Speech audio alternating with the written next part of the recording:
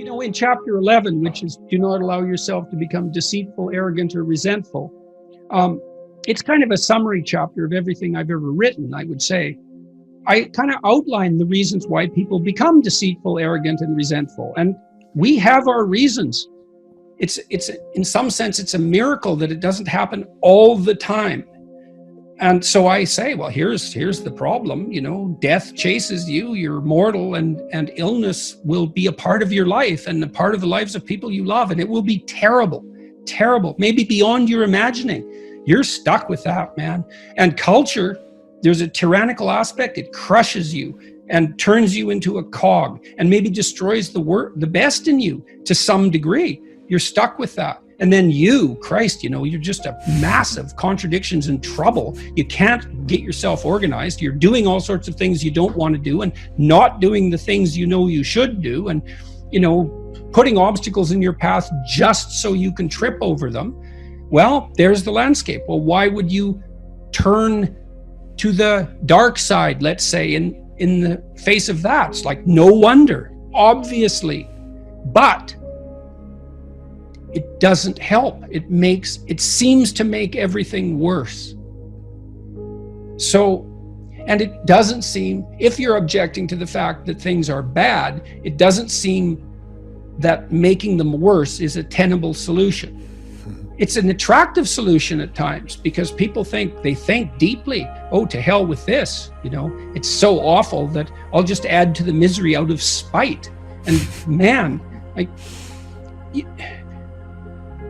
if you don't see the compulsion of that argument, either you're not, maybe you're fortunate. You're sheltered. Maybe you're saint-like. That would be good.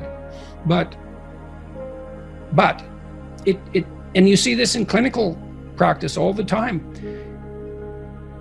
Voluntary confrontation with what is threatening and unknown tends to be curative, and not always. There are mistakes people make. So, for example, you often see these trauma teams rush in to talk to people just after, say, a mass shooting or some kind of terrorist attack, and it does not help people to have them review the trauma that they're currently experiencing. Not unless it's problem-solving oriented. It can just make it worse. But if it's an old memory, well, then voluntary recall and explicit reformulation seems to be useful. Or at least it's better than anything else we know. Well, I would say, the first decision you have to make is whether you want things to be better or worse.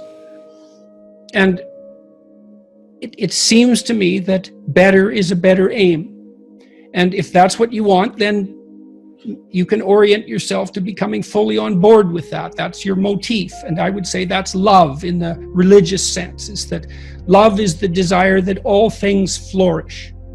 And you might think that's evident. It's not evident. This is hard because things are difficult. It's easy to become spiteful and bitter and resentful, and to be self-denigrating and not to work for your own furtherance because you're ashamed of who you are, deeply ashamed, maybe even ashamed to be human. The destructive species that we are, constantly raping the planet, that self-loathing can go very, very deep. So this is hard. But that's the first thing. Do you want things to be better or worse for you and for the people around you? It's so that's your goal, to make them better. Perhaps that's your goal. When I was a clinician, that's what I was always working on with my clients. It was I'm on the side of you that's aimed at making things better. No unconditional positive regard, because there's going to be parts of you that are working at counter purposes to that, and we're not on their side.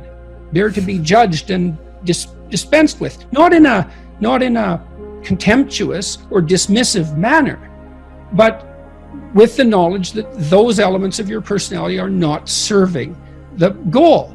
And that doesn't mean that might be bringing them on board. So if you're aggressive, that can serve the good. That can make you persistent and committed and immovable, all those things. And then the next thing I would say is, Try not to. Try. Watch for resentment, arrogance, and deceit. They're your enemies.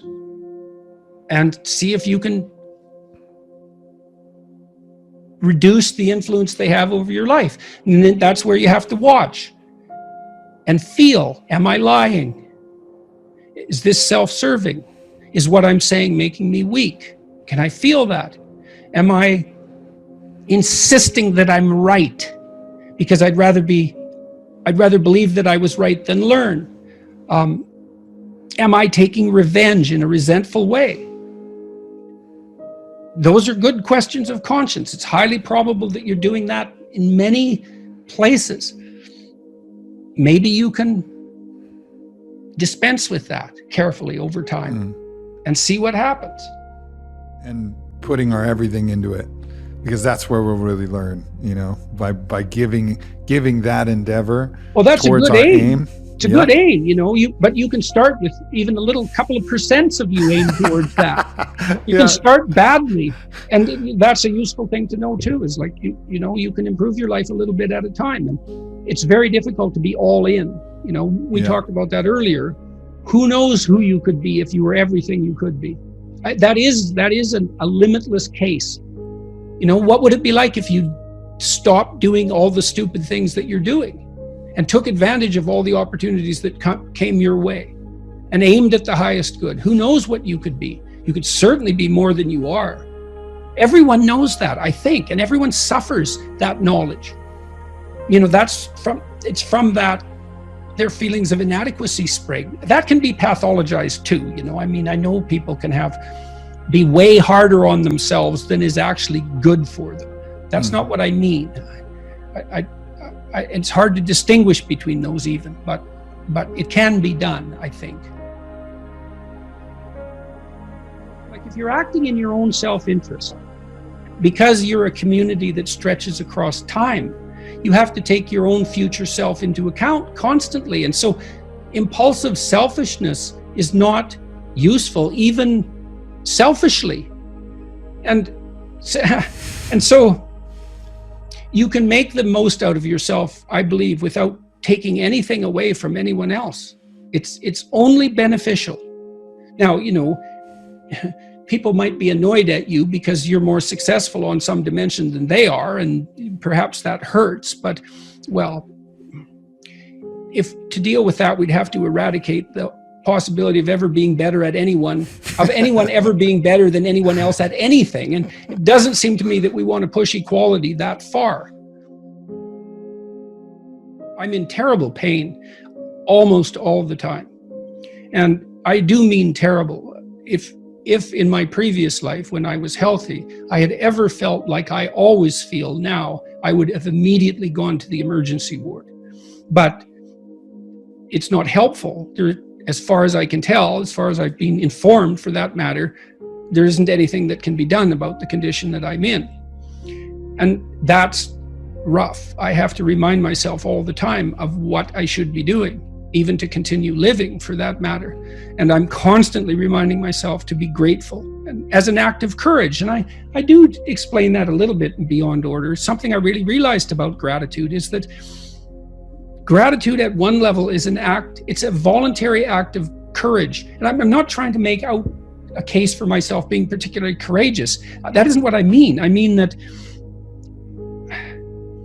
it's a risk to be grateful. It's a decision that opens you up in some ways. And you're sort of grateful despite it all.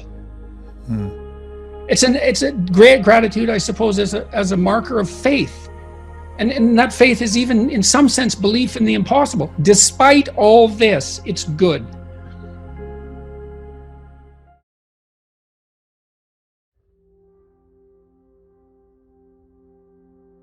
His proposition was that every ideal is a judge.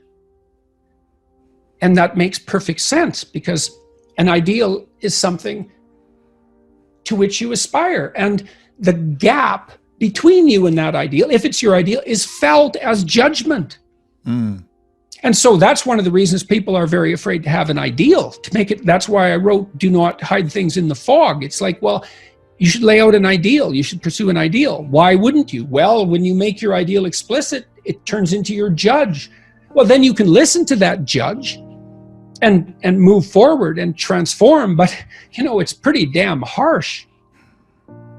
Because especially to begin with, you posit an ideal, especially if you're in a mess. God, every bit of you is being judged as unworthy. Yeah. There's endless reasons not to want that. Technically speaking, again, seeing yourself move towards a desired goal is the essence of the positive emotion that nourishes us. And I mean that technically. That's dopaminergically mediated incentive reward.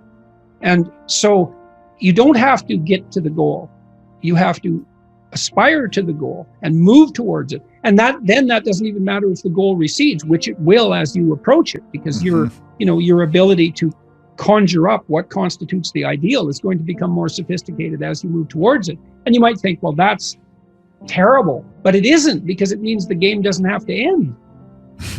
Right? Because if you hit the ideal, yes. It's like, oh, well, game over, reset, but no, that isn't going to be how it works. It's going to get better and better and better. And it's why life is the perfect game. I mean, if you have for those of us who've played video games, you have a really good video game, or even a really good book, or even a really good movie series or a show, and it comes to the end and you're like, oh, there's a huge letdown at the termination of this thing that's been incredibly engaging, especially even if you win. Yeah, exactly. You win and you get this moment's satisfaction, but it's replaced almost immediately by the disappointment of the cessation of the game and the recognition that you're in a finite game when you really want to be playing the infinite game. And that's what life is, the infinite game of renewal of life. And that's why it's so good. We'll never replace it. It can't get better. And it's hard as hell. And it's hard as hell at the same time. And that's the way we would want it.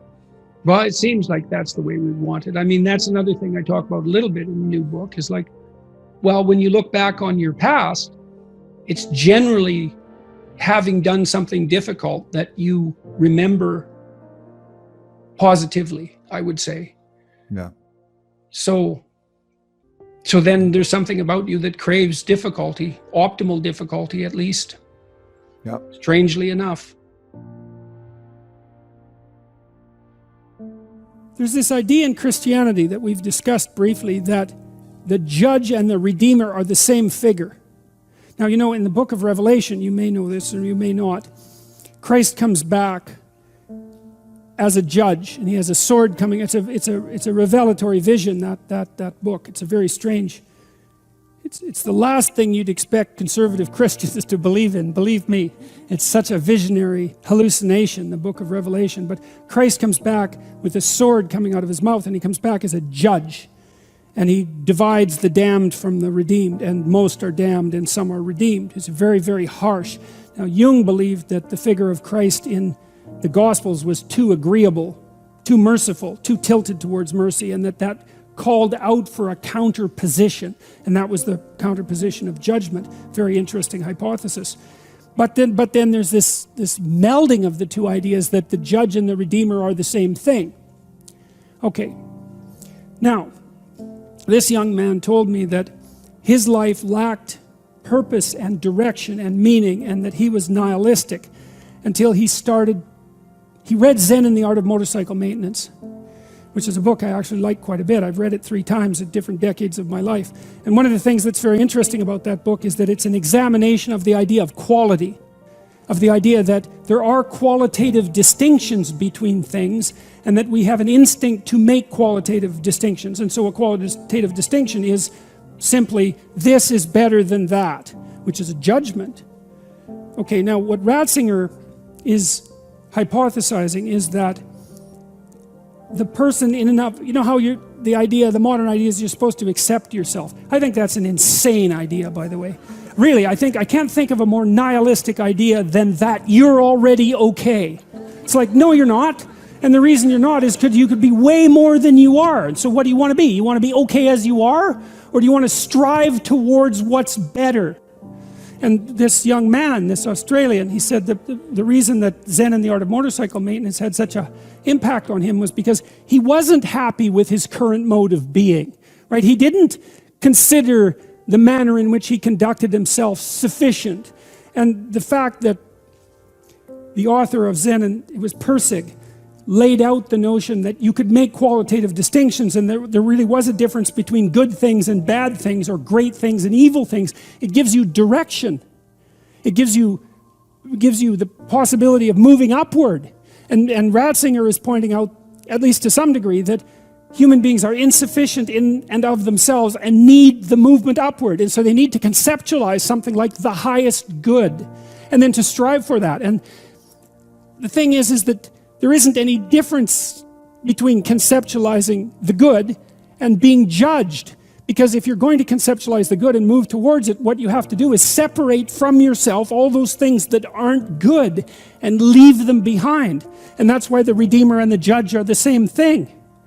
And one of the things that's really appalling, I think, about our modern world is that we're rejecting the notion of qualitative distinctions. You say, well, we don't want to hurt anybody's feelings by saying that one thing is better than another. It's like, okay, fair enough. It's not fun to be cast off with the damned. That's for sure. But if people are in fact insufficient in their present condition, which seems to be the case, I mean, try finding someone who isn't, then if you deny the possibility of qualitative distinction because you want to promote a radical egalitarianism, then you remove the possibility of redemption, because there's no movement towards the good. And it seems to me that it's a catastrophe to sacrifice the good for, well, it's a catastrophe to sacrifice the good for the equal. Because for us to be equal would mean, as far as I can tell, that we would all be equally unredeemed and miserable. And so,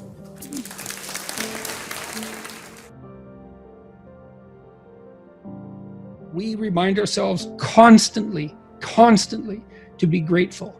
And I'm always trying to watch what I say and to feel it out so that I use my words carefully. And I'm attentive to that. Yeah. And despite temptation, because I'm very disheartened in many ways.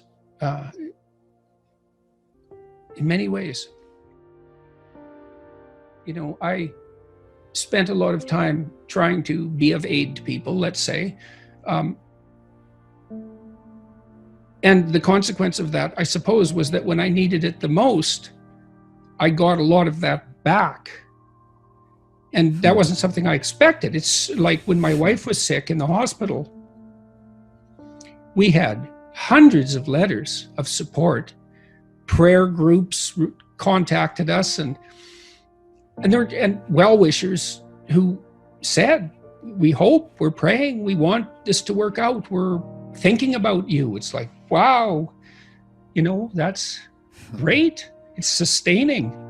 And certainly, I read the YouTube comments and so forth, and thank God most of them are positive.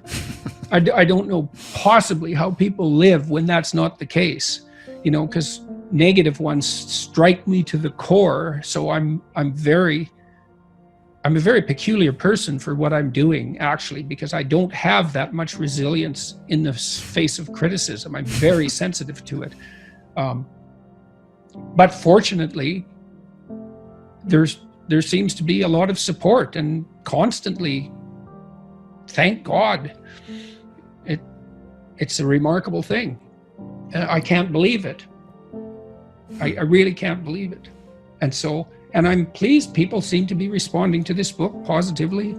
I looked at some of the public reviews on Amazon, and there's not a lot of them yet, a couple of dozen, but they seem to be trending in the direction that I would hope for. And so good, I hope this book is helpful. I tried to make it full of things that were helpful to me,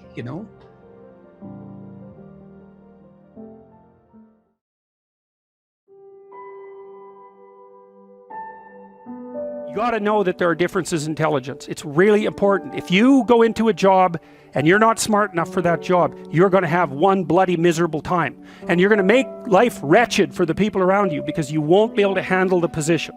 And as you climb hierarchies of competence, the demand on fluid intelligence increases.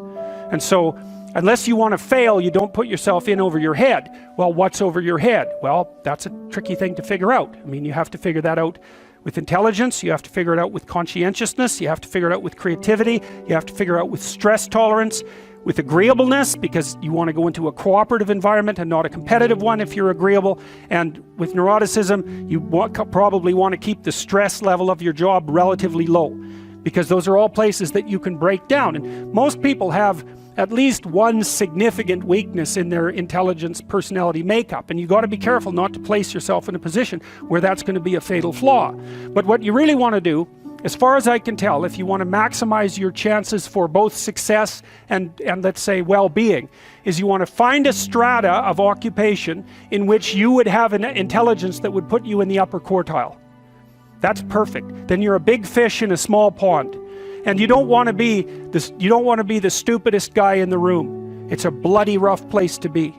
So, and you probably don't want to be the smartest guy in the room either, because what that probably means is you should be in a different room, right? You should look at a place where if you're right at the top, you've mastered it. It's time to go somewhere where you're a little lower so that you've got something to climb up for. So, and if you're not hyper conscientious, for example, you're probably not going to want a job that you have to work 70 hours a week at, because you're just not wired up that way. You'd rather have some leisure, and like, more power to you. If that's how you're wired up, there's nothing wrong with having some leisure. But if you're someone who can't stand sitting around doing nothing ever, then maybe you can go into a job that's going to require you to work 75 hours a week. And almost all jobs that are at the top of complex dominance hierarchies require very high intelligence and insane levels of conscientiousness, as well, generally speaking, as pretty damn high levels of stress tolerance, you know, because that can knock you out too, because there's going to be sharp fluctuations in your career, generally speaking, at the higher levels of a structure, and you have to make very complicated decisions, often with very short time horizons. So you have to decide if that's what you want.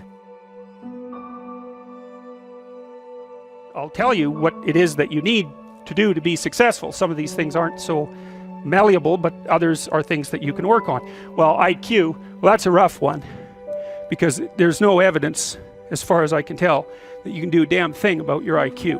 I can tell you how to stop your IQ from decreasing as you get older. That's not so bad, because it does that. Fluid IQ decreases from the time you're 20 and pretty rapidly. It's physical health is the best preventative. So exercise, physical exercise.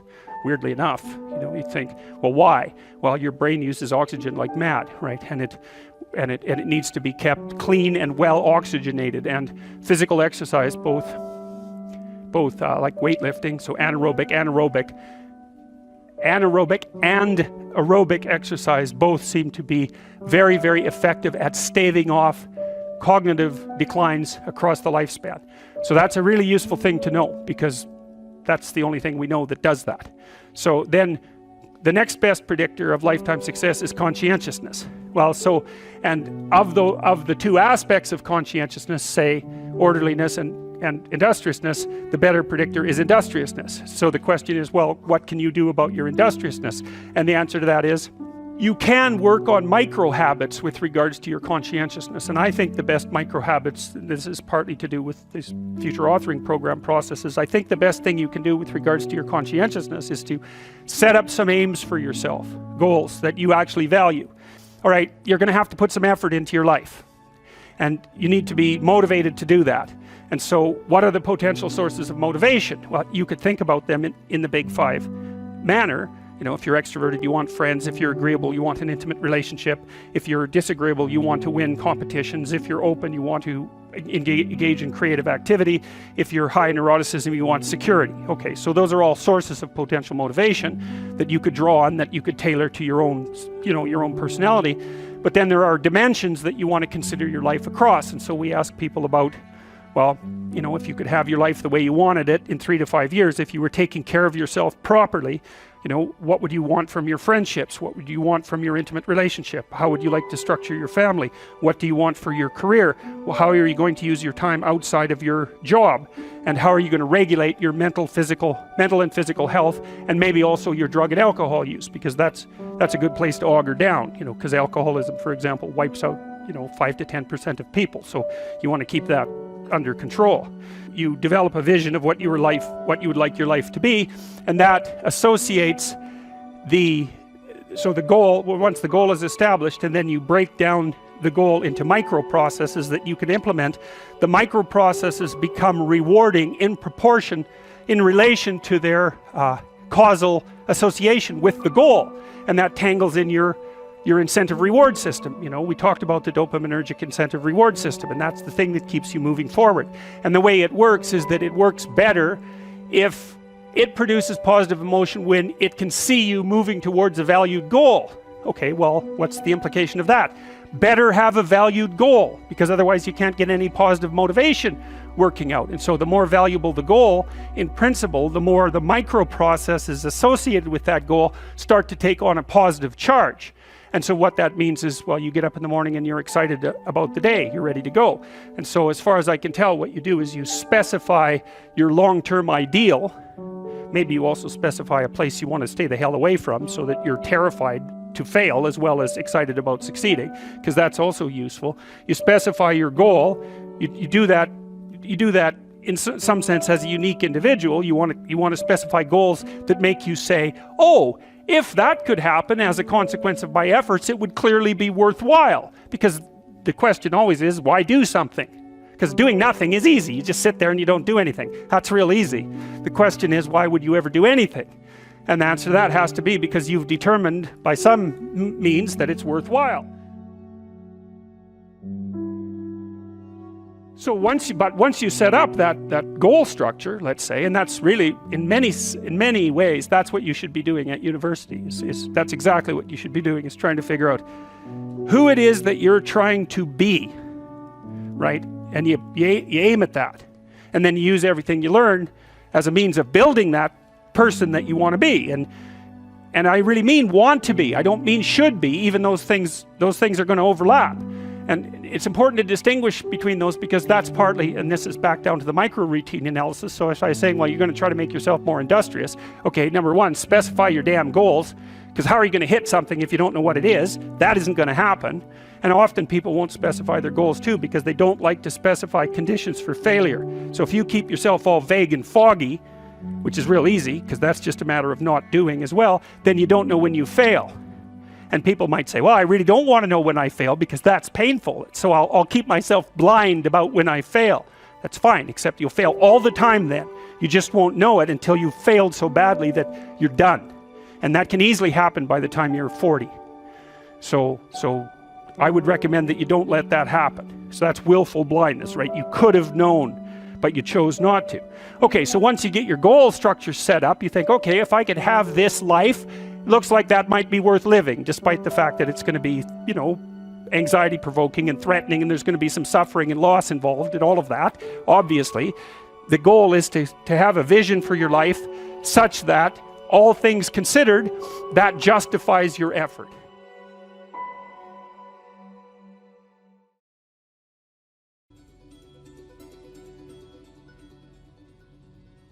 Hey man, if things aren't laying themselves out in front of you, the way that is necessary for you to live a full and engaged life and not be cynical and bitter and twisted and cruel and vengeful and disappointed and all of that, it's just possible that you're not aiming at the right thing.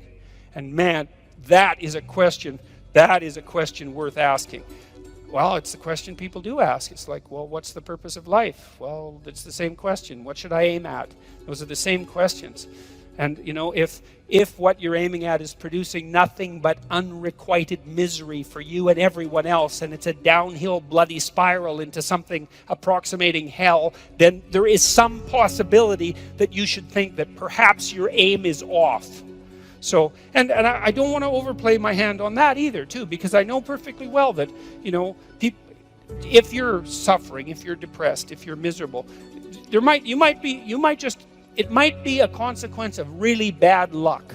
You know, like people get sick, and good people get sick, right? Everyone knows that. You know, good people, they get sick and they die. And so you can't say, well, if you're miserable and sick, it's because there's something, you know, bad about you, because then that would be the case for everyone always, whenever they get ill, and you could just blame ill people. It's like, well, it serves you right that you're sick because you're a bad person. It happens a lot, actually, with ill people, and it's an unfortunate thing. So I know there's an element of chance to all this. And I don't want to downplay that. We are dust in the wind, to use a terrible cliche from a 70s rock song. We're blown hither and thither by events that are somewhat beyond our control. But that's still not the point. The point is that to a large degree, you can determine the manner in which the world manifests itself to you by changing your aim. And so then that opens up the entire domain of philosophy. You think, what good is philosophy? And people think that all the time. What good is philosophy? It's like, hey, philosophy is about value. Well, what use is value? Well, value determines your aim. Well, who cares what your aim is? Well, your aim determines the manner in which the world lays itself out to you emotionally. Well, who cares about that? No one says that. The argument stops there because no one, especially no one who's been seriously hurt or seriously depressed, like in pain, no one ever says, oh, well, who cares about that? Because if you can say that about your pain, all that means is you actually haven't been in pain. Because if you're in enough pain, you will not say that, that's for sure. So, you need to know what to aim at. So,